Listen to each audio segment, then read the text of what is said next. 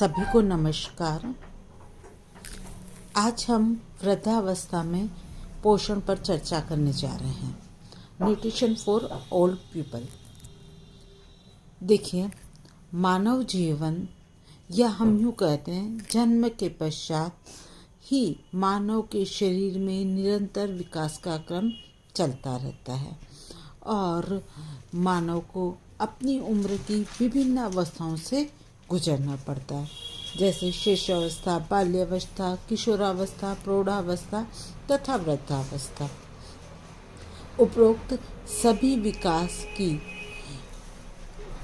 एक अवस्थाएं हैं, जिसमें से वृद्धावस्था जीवन की सबसे आखिरी अवस्था है जो प्रौढ़ावस्था के बाद आती है। कुछ लोग वृद्धावस्था का प्रारंभ 55 ईयर को ही मान लेते हैं, जबकि कुछ विद्वानों ने 60 ईयर्स को क्या माना है, वृद्धावस्था का प्रारंभ माना है। ठीक है, किसी भी व्यक्ति की अवस्था उसकी क्रियाशीलता पर निर्भर करती। यदि व्यक्ति प्रौढ़ावस्था में चुस्त, फुर्तीला, स्वस्थ रहता है तो वह निश्चित ही वृद्धावस्था में भी स्वस्थ रहेगा, फुर्तीला रहेगा। अर्थात एक स्वस्थ प्रौढ़ ही एक स्वस्थ वृद्ध व्यक्ति बनता है। इसमें एक कहावत भी है कि वृद्धावस्था में जो नींव है या वृद्धावस्था में जो शरीर होता है वह प्रौढ़ावस्था के अनुसार होता है। इसके लिए कहते हैं कि प्रौढ़ावस्था में खाया पिया भोजन बुढ़ापे की नींव की तरह काम करता है। अच्छा, वृद्धावस्था में व्यक्ति की शारीरिक मानसिक स्थिति में परिवर्तन होता है। वृद्धावस्था में स्वास्थ्य को प्रभावित करने वाले न केवल शारीरिक कारण होते हैं, बल्कि आर्थिक भी होते हैं, मानसिक भी होते हैं, सामाजिक भी होते हैं और संवेगात्मक भी होते हैं। और इन्हीं सभी कारकों से वृद्ध का स्वास्थ्य जो होता है वह प्रभावित होता है। अच्छा, वृद्धावस्था में होने वाले जो शारीरिक परिवर्तन हैं उसके बारे में हम थोड़ा सा देख लेते हैं, फिर पोषणिक परिवर्तनों को देखेंगे। तो अब हम डिस्कस करने जा रहे हैं physiological and nutritional changes in old age. सबसे फर्स्ट हम पढ़ने जा रहे हैं physiological changes during old age या एजिंग।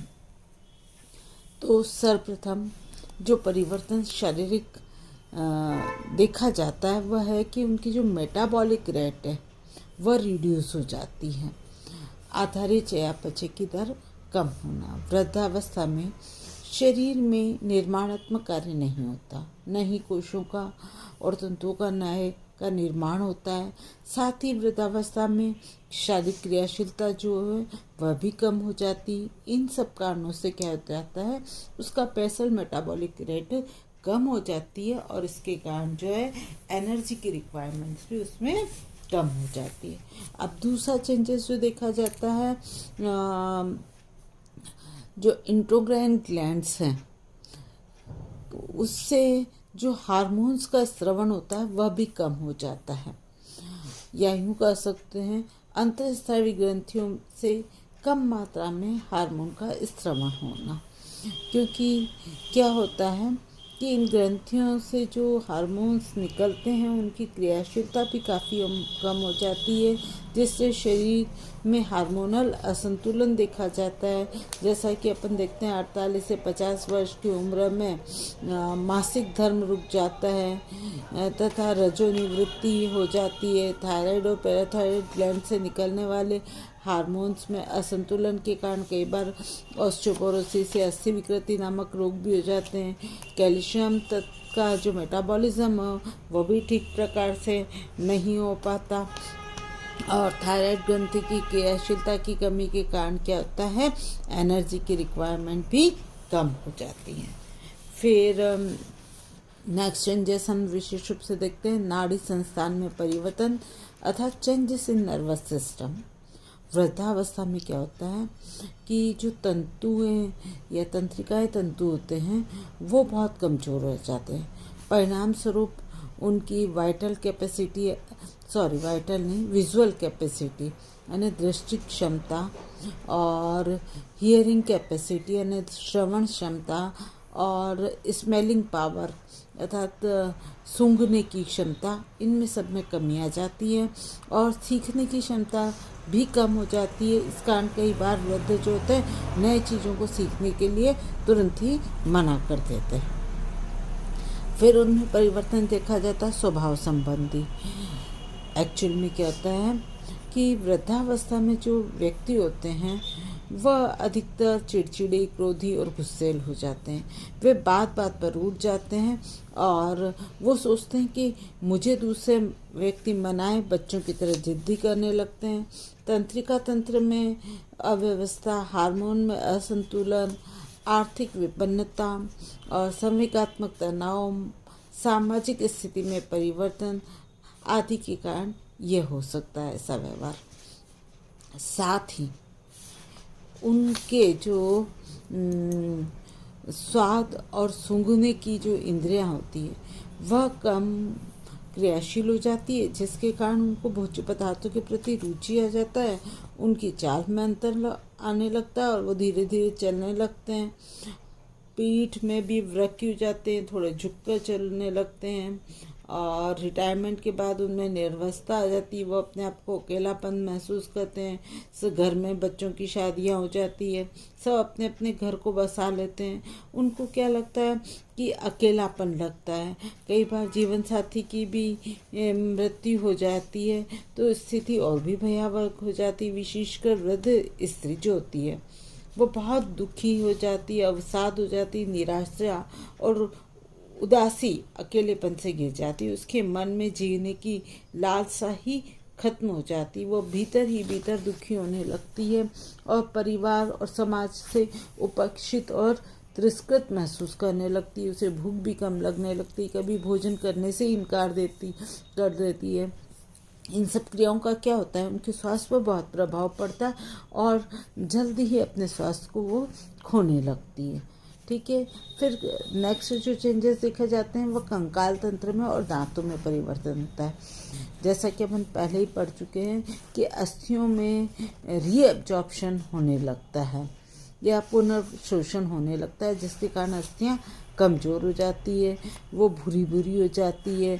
थोड़ी सी भी अगर लग जाए, गिर जाए तो टूट जाएगी और फिर क्या होता है वापस भी इनमें जुड़ाव ठीक से नहीं हो पाता और अस्थि विकृति रोग भी इनको देखा जाता है। कैल्शियम तथा फास्फोरस भी खुरच के निकलने लगते हैं, जिसके कारण एक कमज़ोर हो जाते हैं। वृद्धावस्था में दांत और मसूड़े भी कमज़ोर हो जाते हैं। मसूड़े कमज़ोर होने से क्या होता है दांत गिरने लगते हैं, दांत सड़ जाते हैं, उनमें क्या होती है डेंटल कैरीज हो जाती है। दांत टूटने के कारण भोजन भी वो ठीक से चबा नहीं पाते, निगलने में भी उन्हें काफ़ी परेशानी होने लगती है। फिर नेक्स्ट चेंजेस जो देखा जाते हैं वो पाचन अंगों में परिवर्तन हो जाते हैं। वृद्धावस्था में क्या होता है भोजन देरी से पचता है, लार का स्त्रवण कम होने लगता है, दांत जो है टूट जाने के कारण भोजन को चबाने में उन्हें काफ़ी परेशानी होती है। वृद्ध लोग जो अपने सलाद आदि, मूंगफली, चना आदि जो कड़क पदार्थ होते हैं थोड़े बहुत उन्हें ठीक प्रकार से चबाकर नहीं खाते हैं और जो गैस्ट्रिक जूस है उसका भी श्रवण कम हो जाता है। इससे भोजन का पाचन भी ठीक से नहीं हो पाता और साथ ही में पाचक रसों का ठीक प्रकार से काम न करने के कारण कैल्शियम तथा लोहे का एब्जॉर्प्शन भी उचित ढंग से नहीं होता और आंतों की जो क्रियाशीलता है वो काफ़ी कम हो जाती है। भोजन का पाचन ठीक प्रकार से नहीं होता। आंतों में क्रमानुकुंचन जो गति है वो कमी आ जाती है उनमें, उसके कारण कब्ज होने लगती है। आंतों की जो दीवारें हैं वो कमज़ोर हो जाती है, जिसके कारण भोजन का अवशोषण बिल्कुल भी ठीक प्रकार से नहीं होता और आवश्यक पौष्टिक तत्व उस तक नहीं पहुंच पाते, जिसके कारण पौष्टिक तत्वों की उसके शरीर में क्या हो जाती है कम हो जाती है। अब नेक्स्ट परिवर्तन को अगर हम देखें तो हृदय और रक्त परिसंचरण तंत्र में भी परिवर्तन आ जाता है। वृद्धावस्था में हृदय और रक्त परिसंचरण तंत्र में भी क्या होता है, परिवर्तन आने का कारण होता है कि हृदय की जो पेशियां हैं वो कमज़ोर और क्षीण हो जाती है। हृदय, जिसके कारण हृदय की क्रियाशीलता कम हो जाती है और जो ब्लड वेसल्स की दीवारें होती है उसमें वसा का जमा होने के कारण उसका जो लूमेन होता है वह छोटा हो जाता है, जिसके कारण हृदय रोग और एथेरोस्क्लेरोसिस नामक रोग होने की संभावना बढ़ जाती है। अब इसके साथ साथ त्वचा में भी परिवर्तन होने लगता है। त्वचा कैसी हो जाती है, इनमें रूखी हो जाएगी, सूखी, बेजान, क्रांतिहीन, खुरदुरी हो जाती है। और क्योंकि ये जो कोशिकाएं होती है उसका जो प्रोटोप्लाज्म होता है उसके संगठन में अंतर आ जाता है। कोशिकाओं का विनाश भी बहुत अधिक होता है।